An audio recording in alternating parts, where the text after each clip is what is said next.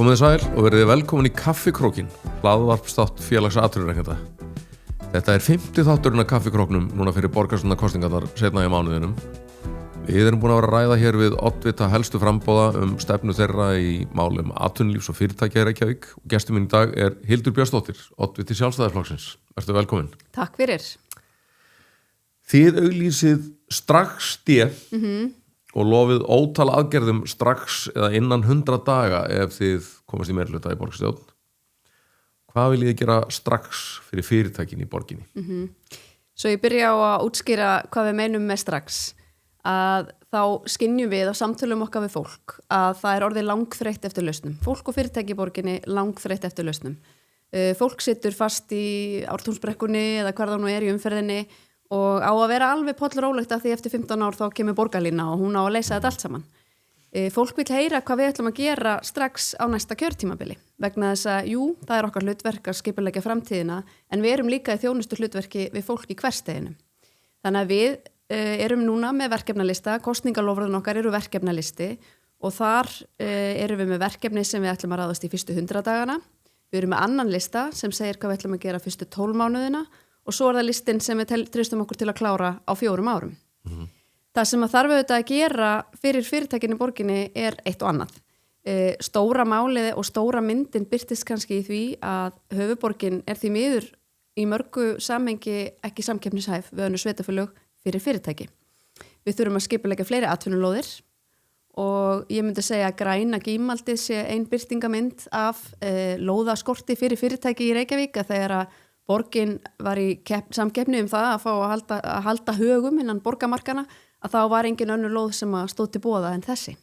Og við veitum öll hvernig það fór. Við erum með óhagstætt skattaumhverfi líka í Reykjavík, við erum með hæstu fasteignaskattana á atvinnuhúsnæði og öllu höfuðborgarsvæðinu og við viljum lækka þá, teljum það skipta máli og svo eru þetta bara þessi augljósa eilífa umkvörtun ósveigjanlega stjórnsýslu, óvinnveitta stjórnsýslu, borgarkerfi sem er orðið að einhvers konar eftirlitskerfi en ætti að vera þjónustukerfi. Þannig að þetta eru svona hlutirnir í einföldu máli sem við viljum snúa við. Sko, nú erum við að liggja yfir stefnunni ykkar og að öðrum flokkum ólástuðum þá er nú ykkar stefna varðandi atvinnulíf og fyrirtækjarekstur í borginni svona lang ítarlegasta og útferðasta.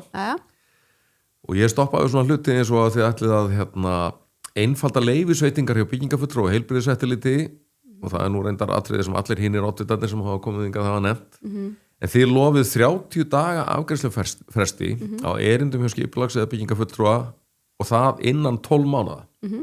Hljómar dásamlega, en er þetta ekki alltaf bratt? Hefur þú trú á að þessu bákni sem með margir atvinnureikendur upplifaða borgarkerfið sé að því verði snúið á svona stuttum tíma?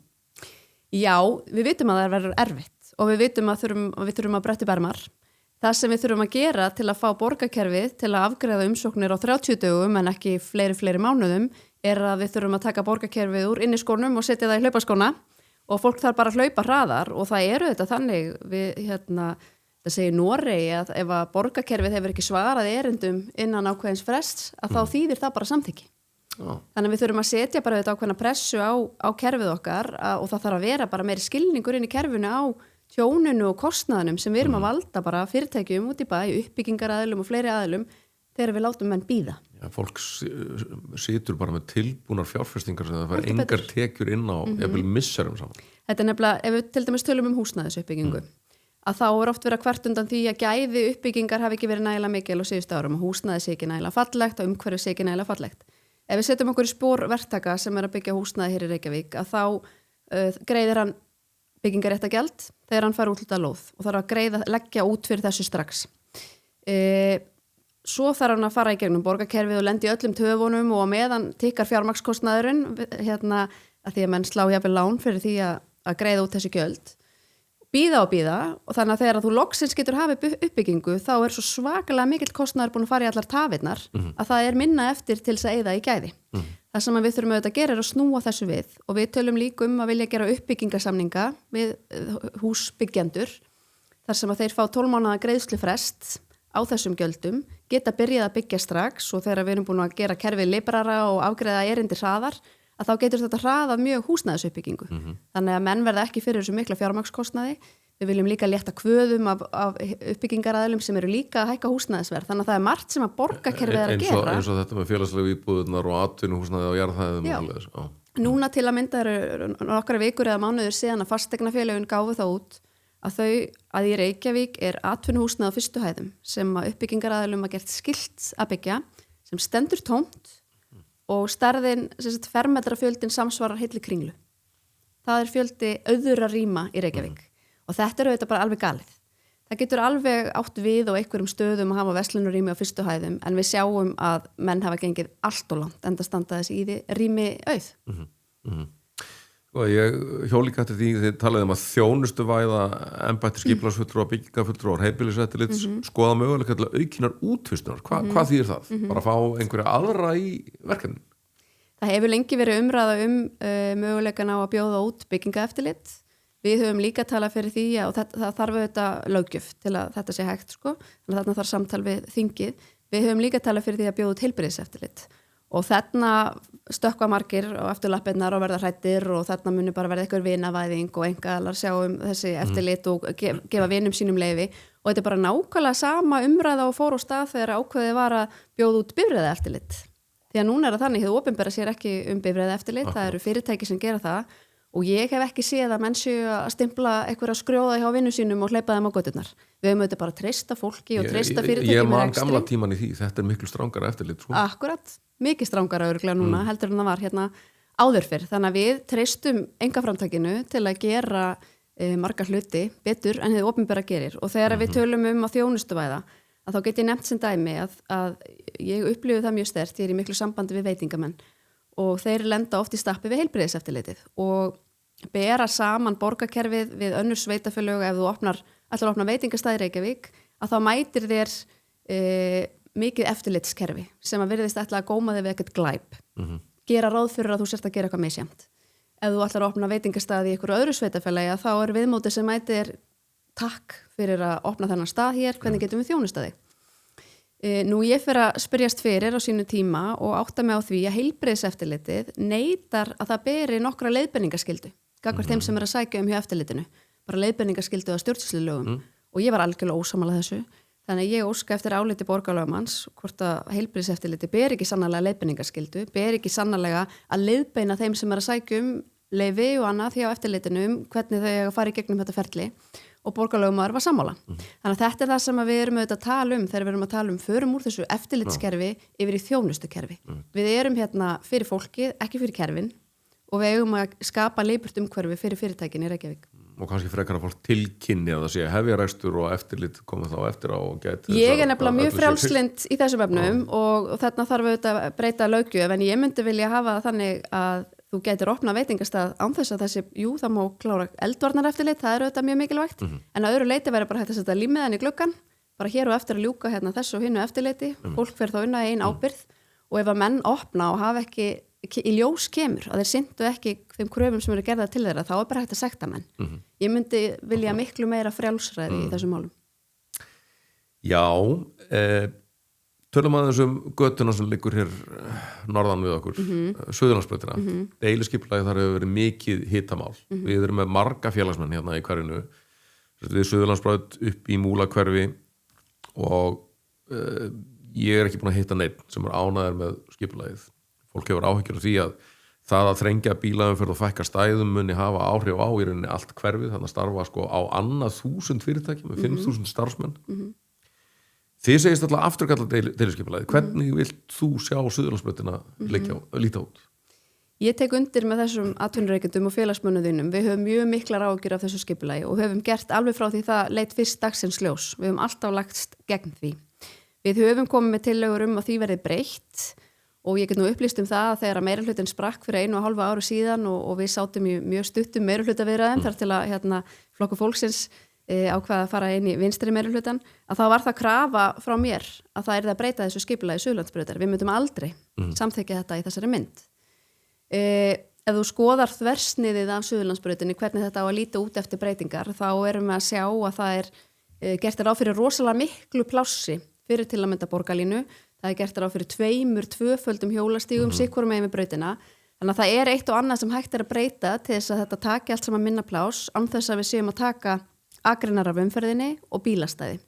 Svo eru þetta líka pláss norðan megin við brautina til að koma fyrir séragreinum, þannig að ég er ekki verkfræðingur en ég myndi vilja sjá okkar færustu verkfræðinga fara tilbaka með þessar teikningar og koma með aðra lausn sem vinnvettari atvinnulífinu á Suðurlandsbrautinni og svo verður líka að nefna að það gleymist oft að þegar að þrengt að umferð með þessum hætti, umferðin fer eitthvert og nú það svo að á þessu kjörtímabili þá voru í nafni umferðaröryggisaðgerða, þá voru unnar svona þrengingar á gatnamótum Sæbrautar og Kleppsmýravegs Skeiðavogs, þetta hjá húsasmiðunni, töfðu mjög umferð á Sæbrautinni og nú fyrirhugað að þrengja að Suðurlandsbrautinni og á milli þessara tveggja brauta, Sæbrautar og Suðurlandsbrautar Laugardalurinn og Laugarnesið. Umferðin fer bara þangað inn og það það sem að gerðist þegar að þrengingarnir áttu sér stað þarna á Sæbrautinni, að íbúar voru að hafa samband við mig í Hrönnum og láta vita af því að þessi aðgerð sem átt að bæta öryggi gangandi yfir Sæbrautina leiddi til þess að umferðin fór að streyma inn í hverfið. Ég bjóð þarna í hverjum á sínum tíma, ég vitni, maður mætti bara stóru trukkunum í íbúðagötunum á mótana. Og þarna eru börnin á leiðinni til skóla og íþrótta og tómstunda og inn í sínu hverfi þar sem þau eiga að vera hvað öruggust. Þetta sama gerist í Ártúnsholtinu við þrengingarnar upp á Höfðabakka, umferðin streymdi inn í hverfið. Þannig að það þarf að huga að þessu og menn eru svolítið að loka augunum fyrir þessum veruleika, finnst mér.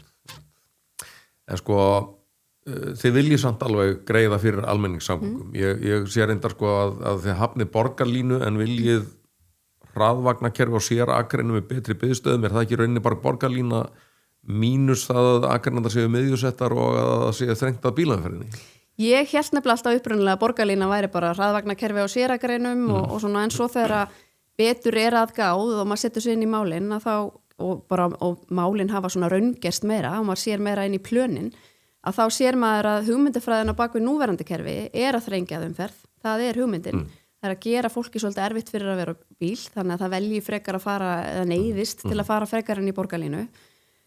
Borgarlína líka í núverandi mynd og samgöngusáttmálinn hann á líka miklu leita að vera fjármagnar með veggjöldum í umferðinni og þessu gera margir sér ekki grein fyrir og ég sé að frambjóðendur Samfylkingar og Viðreisnar eru að nýta í okkur fyrir að vilja endurskoða samgöngusáttmálann og fá skýrleika fjármögnun hans og segja það sé algjörlega óábyrgt og þá eru þau þetta bara kvitt upp á hugmyndur veggjöld. Við erum ekki spennt fyrir því. Þannig að það sem að við viljum, sko, mér finnst umræðan alltaf mjög pólariserandi samgöngumál og hefur verið það mjög lengi.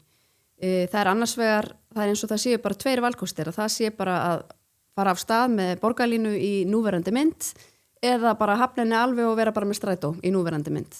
En það er heilt litróf af lausnum þarna á milli og það sem að við viljum miklu betra kerfi heldur en strætó. Ég held því miður að ímynd strætó í dag sé svolítið þannig hjá mörgum að strætó sé fyrir börn og þá sem hafa ekki efni á að kaupa sér bíl og ég hef metnað til að hér sé betra almenningssamgöngukerfi en það. Það sé kerfi sem að þú og ég getum hugsað okkur að nota og fleiri að það ferðist á á séragreinum þar sem að því verður við komið en á sumum stöðum fari inn í blandaða umferð eins og yfir Gullinbrú eða mögulega á Suðurlandsbraut og þá getum við nýtt jafnvel forgang með ljósastýringum fyrir vagnana. Þannig að það svona meira hugmyndin sem við höfum og við teljum líka að það sé hægt að gera það með hagkvæmara hætti heldur en núverandi fyrirkomulag. Og ég segi nú við þá sem að eru mjög trúaðir á núverandi borgarlínu, ég held hún verði aldrei að veruleika. Ég hef kallað lengi eftir skýrum svörum frá bæði forsætisráðherra og fjármálaráðherra þessa fjármögnun ríkisins. Hvernig ætli það koma inn með þetta fjármagn? Og þau verjast algjörlega að svara. Og ég held að þetta verði aldrei að veruleika. Og besta leiðin til að flýta hérna innleiðingu stórbættara almenningssamgangna sé einmitt að endurskoða þetta verkefni, stíga skref tilbaka og gera raunhæfa áætlun. Og ég vil líka bara skapa sátt í samfélaginu bættar almenningssamgöngur. Í dag borgarlína bara eitthvað stærsta pólitíska bitbeinið í borgarmálum. Ég held að margir atvinnurekendur bíði mjög spenntir eftir bæði umbótum í almenningssamgöngum og náttúrulega bara umbótum fyrir bílaumferð, gatnamótunum á Reykjanesbraut, Bústaðavegi, Miklubrautagöngunum, Sæbrautarstokki og svo framvegis. En hefur engar áhyggjur á því að þessu senki ef samgöngusáttmálinn verður rifin upp? Nei, það þarf ekki að slá öllu á frest þó maður taki til dæmis fjármögnunar hliðina til endurskoðunar.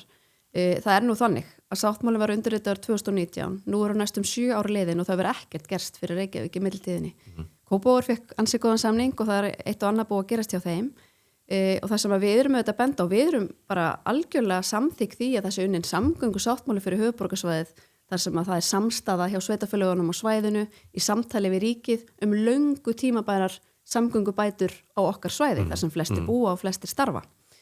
Við teljum að það hefði ekki verið samin nægilega vel fyrir Reykjavík í þessum sáttmála og við samningaborðið sattu þetta fyrst Dagur B. Eggertsson og síðar Einar Þorsteinsson og þeir leggja alla áherslu á borgarlínu innan borgarmarkana og þess vegna erum við að sjá Suðurlandsbrautina birtast okkur núna. Þetta voru forgangsatriði þess meirihluta sem þá var og áfram þessa meirihluta núna. Það var að flýta fyrsta áfanga borgarlínu og koma henni þarna yfir Suðurlandsbrautina með öllum tilheyrandi þrengingum. Við hefðum vilja sjá aðra forgangsröðun. Við viljum sjá Miklubrauta göng framar í röðinni. Þau eru í dag aftast í röðinni, koma þá inn 2040 sem þýðir örugglega 2050 í raunveruleikanum. Við myndum vilja taka þau bara út úr þessum sáttmála og setja þau í einkaframkvæmd. Það ef við horfum bara á reynsluna í Noregi og Færeyjum þar sem menn eru að bora alveg vilt og galið, ef maður getur sagt það, að þá væri hægt að fara á stað hefja framkvæmdir bara mjög fljótlega. Bara fara í rannsóknir og meta stöðuna og möguleikana og byrja svo bara að bora fljótt. Og það sem er gott við göng þetta að það skapar ekki allt þetta rask ofanjarðar á meðan. Það er hægt að bora neðanjarðar án þess að lama alla umferðina ofanjarðar eins og stokkalausnir gera. Þannig að við lítum ekki svo á og við værum að tefja allt saman. Það sem við erum hrædd við að ef ekkert, og svo það nú bara hitt, að þegar sáttmálinn var endurskoðaður síðast þá sammæltist menn að það þyrfti endurskoðun á 2 ára fresti. Að þetta nú bara þannig að þú ætlar að byggja hús til dæmis og þú gerir bara plan á fyrsta degi, það er alltaf að taka breytingum. Eða ef þú gerir upp íbúð til dæmis, það er alltaf eitthvað nýtt að koma í ljós, það er alltaf eitthvað að breytast, það getur orðið verðhækkanir á einhverjum liðum sem voru ófyrirséðir, þannig að auðvitað þetta er bara risa stórt framkvæmdaplan fyrir höfuðborgarsvæðið og það þarf bara verið lifandi endurskoðun. Þú nefndir áðan og það er á loforðalistanum ykkar að lækka fasteignaskatt á atvinnuhúsnæði innan 12 mánaða og það er náttúrulega kosningalofur sem er fagnað hér á þessari skrifstofu. Jú. Sko, fasteignaskatturinn á atvinnueignir er svo hæsti á höfuðborgarsvæðinu 1,6%. Önnur sveitafélag sem sjálfstæðismenn stýra hér á höfuðborgarsvæðinu eins og Kópavogur og Hafnarfjörður eru komin niður fyrir 1,4%. Sérðu fyrir þér að skatturinn færi þangað? Ekki á fyrstu 12 mánuðunum, við myndum vilja byrja að lækka en við myndum vinna okkur í áttina. Við viljum vera með samkeppniseftir skatta umhverju hér í Reykjavík. Nú er ég bara svarað þér mjög heiðarlega og hreinskilið. Það sem við höfum vilja gera er að bregðast við þessum hækkunum fasteignamats með því að lækka álagningar hlutfallið. Þannig að fyrir kosningar fyrir 4 árum síðan, þá birtist okkur uppfært fasteignamat bara nokkrum dögum fyrir kjördag þar sem að fasteignamat á höfuðborgarsvæðinu var að hækka 20% ef ég man rétt. Og við lögðum strax til að frista krónutölu fasteignaskatta eins og við orðuðum það, lækka álagningarhlutvöllin þannig að menn var að greiða sömu krónutölu. Því var þetta hafna og þetta höfum við lagt til á ári hverju á kjörtímabilinu. Þannig að við viljum standa við það og standa með því og bregðast við þessum fasteignamatshækkunum með því að lækka álagningarhlutvöllið samræmis. Að því það kostar sveitafélagið ekki meira á þjónusta fasteignaeigendur þó fasteignamat hækki. Nei. Þannig að það er alveg skýrt hjá okkur og svo viljum við bara saxa á hlutfallið eftir því sem árin líða, vinna okkur í átt að því en við þurfum auðvitað að bæta reksturinn líka fyrst. Já, þú nefndir líka að fjölga atvinnulóðum og skortur á þeim spilanum stundum einmitt saman við háa fasteignaskatta þegar fyrirtækjur ákveða hvar þau koma sér fyrir. Hvar sjáu þið fyrir ykkur ný atvinnukverfi? Við viljum jafna borgarskipulagið og sjáum mikil tækifæri til að fjölga atvinnulóðum austarlega í borginni og það er til mikils að vinna í þeim efnum, auðvitað bara að atvinnulífi bjóðist góðar lóðir en líka bara ef við horfum á umferðina og ef þú myndir horfa á drónamynd af umferðin í Reykjavík á mótni þá streymir umferðin vestur eftir og helmingu samgöngu innviða stendur tómur og svo snýst þetta við síðdegis. Við viljum gera fleirum kleift að búa nærri vinnunni sinni og mælingar sína líka ferðavenju kannanir og annað að það eru mjög margir sem að myndu óska þess helst að geta gengið til vinnu. Það eru þetta stór hluti borgarbúa sem bara getur það ómögulega. Þannig að það eru tækifæri til að fjölga á atvinnulóðum austarlega og gera þá fleirum kleift sem búa þar að starfa nærri heimili sínu. Þannig að það er hluti af þessu. Ég hef líka tekið eftir að flokkar á borði Samfylkingu og Pírata hafa verið að tala fyrir því að Sundahöfn sé ákjósanlegu staður fyrir íbúðabyggð. Og við erum algjörlega á móti því. Við viljum standa vörðum Sundahöfn sem þessar stærstu inn- og útflutningshöfn þjóðarinnar og teljum að við getum elt hana og styrkt og stækkað líka svæði þar með landfyllingum og þar verði þá einhver einhver tækifæri á því athafnasvæði líka. Talandi um Sundahöfn, já, þeir eru vissulega eini flokkurinn sem að nefnir hana sérstaklega í sinni stefnu. Sko, við hérna hjá FA höfum stundu verið svolítið hugsi yfir áherslanum hjá Faxaflóahöfnum sem reka Sundahöfn.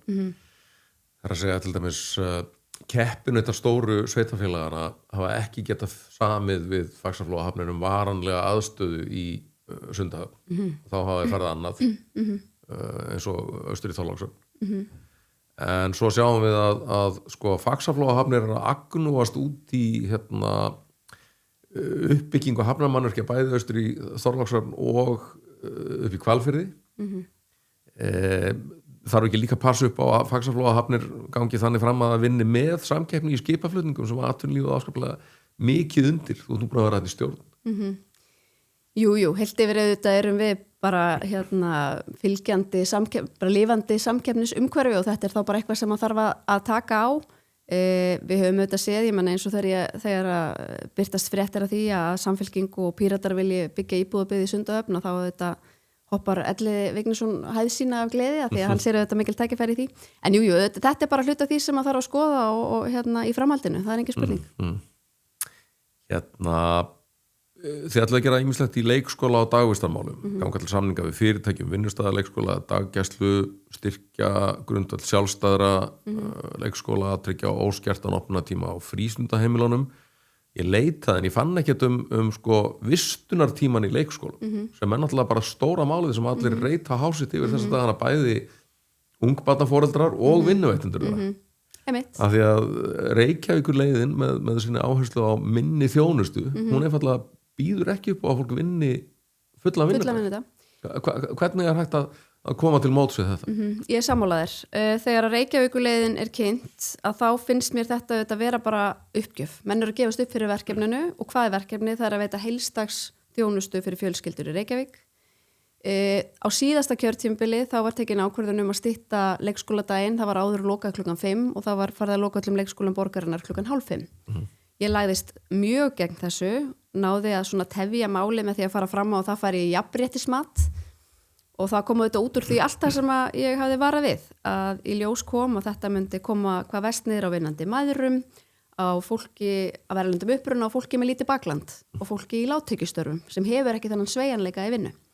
Samt sem áður var farið á stað og það er búið að gera svakalega margt í Reykjavík til að skerða leikskólaþjónustu og margt auðvitað til að bregðast við kröfum frá leikskólakennurum og leikskólastarfsfólki.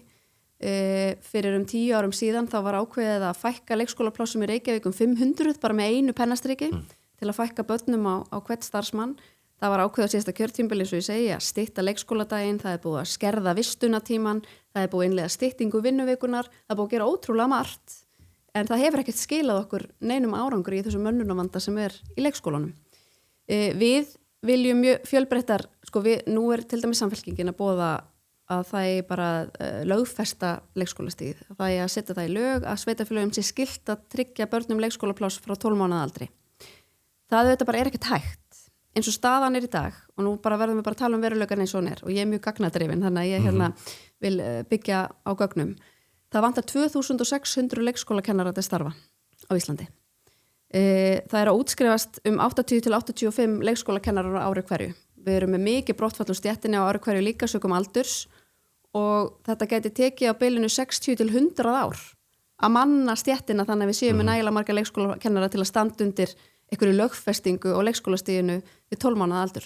Þannig að við erum augljóslega bara með kerfi sem að gengur ekki upp. Við erum með langdýrasta leikskólakerfi á Norðurlöndum. Við erum með leikskólakennarar fá greitt hæstu launin líka á Norðurlöndum og ég er ekkert að fetta fingur út í það, ég bara benda á þetta.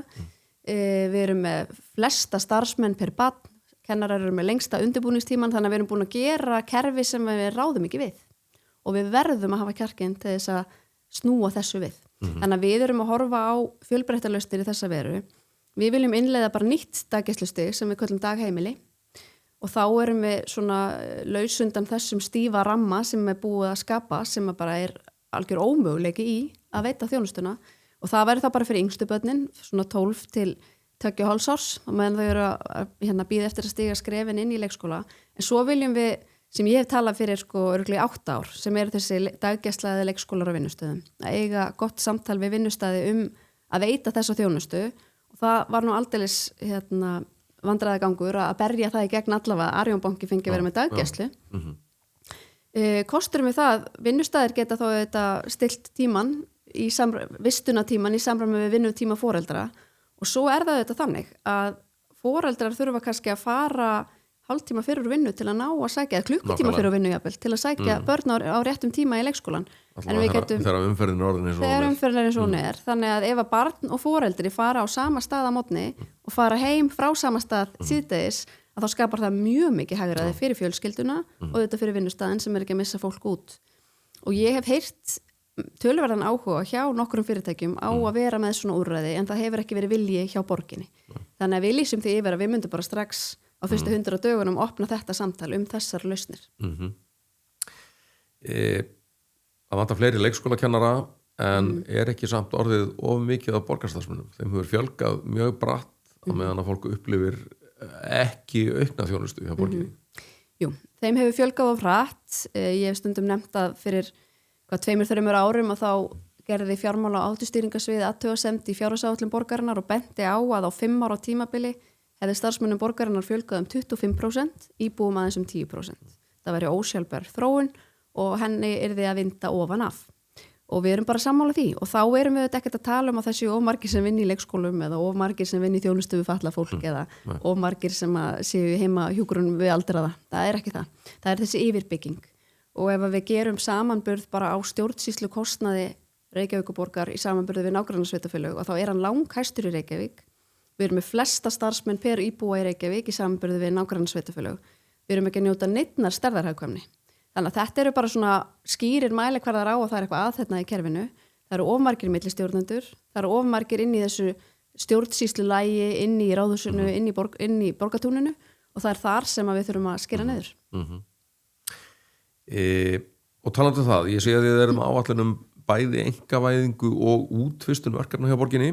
Þið bóðið einkavæðingu Malbikunarstöðvarnar Höfða, Carbfix, Ljósleiðarans, viljið auglýsa eftir sprota fyrirtækjum til að leysa áskoranir borgarinnar. Þetta í rauninni algjör viðsnúningur frá þeirri stefnu sem hefur rekin undanfarin ár sem að í rauninni að taka sérfræðinga og þeirra þekkingu inn til borgarinnar, til dæmis í hugbúnaðar og upplýsingatæknimálum. En hvernig viljið þið útfæra þetta? Já, við höfum verið skýri með það í mörg ára að vilja selja Malbikunarstöðina Höfða og finnst ekki eðlilegt að borgin standi í samkeppnisrekstri almennt. Það sama á við ljósleiðarann. Við Reykvíkingar eru í dag á vettvangi ljósleiðarans að fjárfesta heilmiklu fé í ljósleiðaratengingar í bara sveitarfélögum landið allt og það ekki hlutverka Reykvíkinga. Ljósleiðarann hefur verið rekin með tapi þannig að þetta taprekstur og við viljum bara losna undan þessu.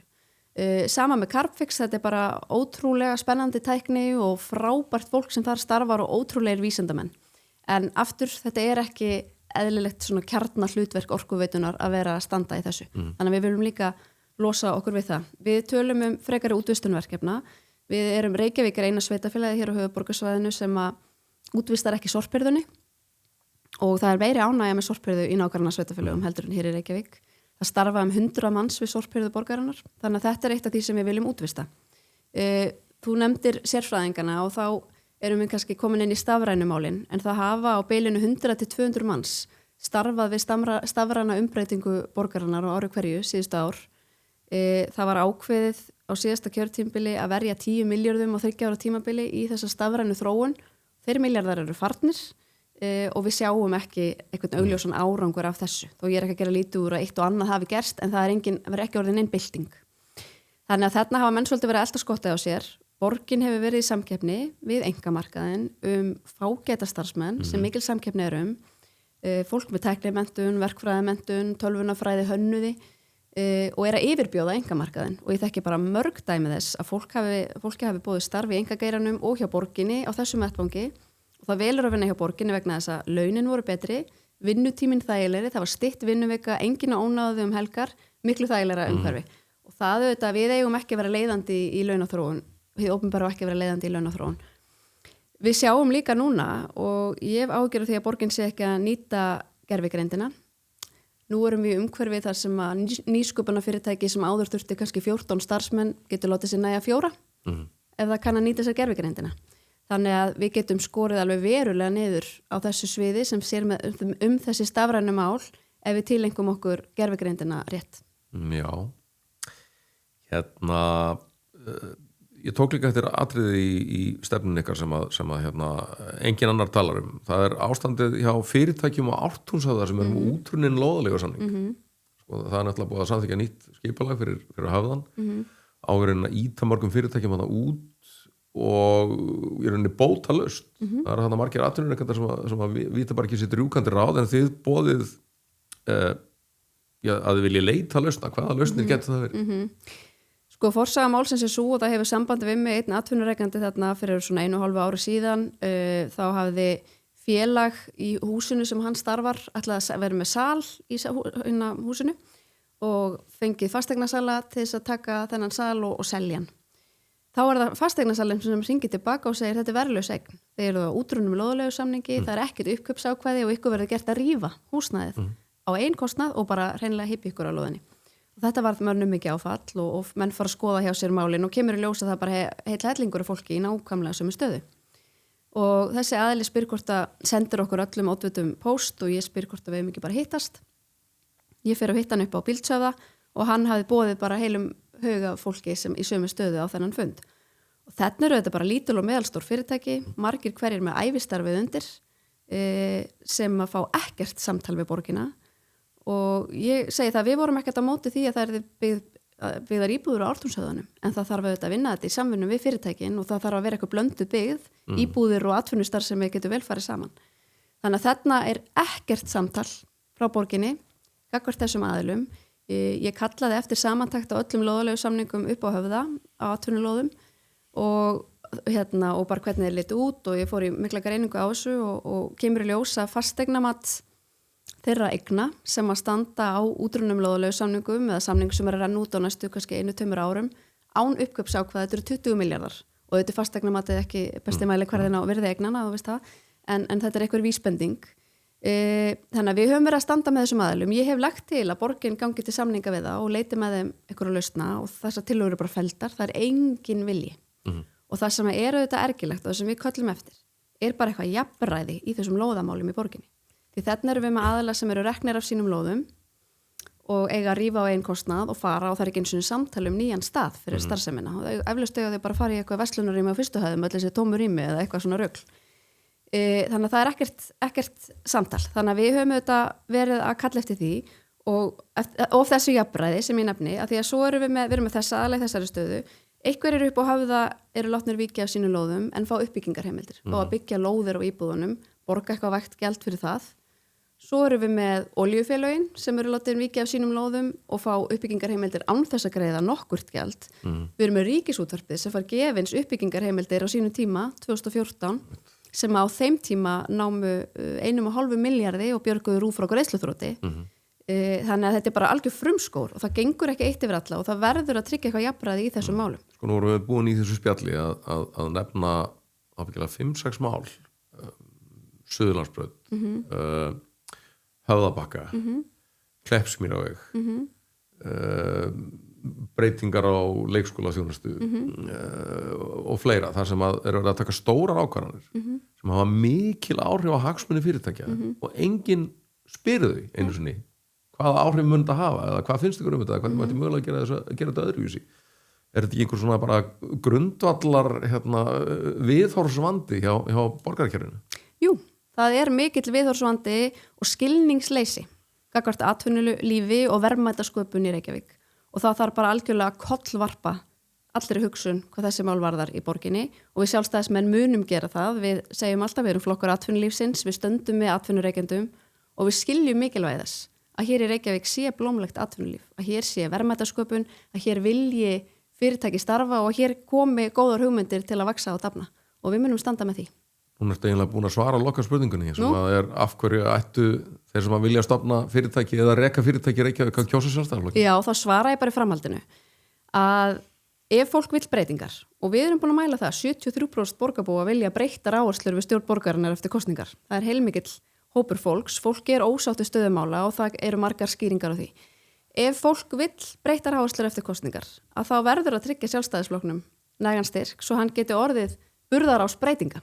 Vegna þess að allar kosningar sem að baki eru í þessu fjölflokka umhverfi, allar kannanir sem hafa birst okkur sína, það ómögulegt að mynda meirihluta öðruvísi en að Samfylking eða Sjálfstæðisflokkur sé burðarás í nýju meirihluta. Við bjóðum okkur fram til að vera þessi burðarás, við teljum einu leiðina til að hér verði einhverjar breytingar, vera þá að við séum nægilega stór til þess að leiða í þeim krafti nauðsynlegar breytingar í Reykjavík eftir kosningar. Óskum eftir stuðningi til þess. Takk fyrir komuna í kaffikrókinn, Hildur. Takk fyrir mig.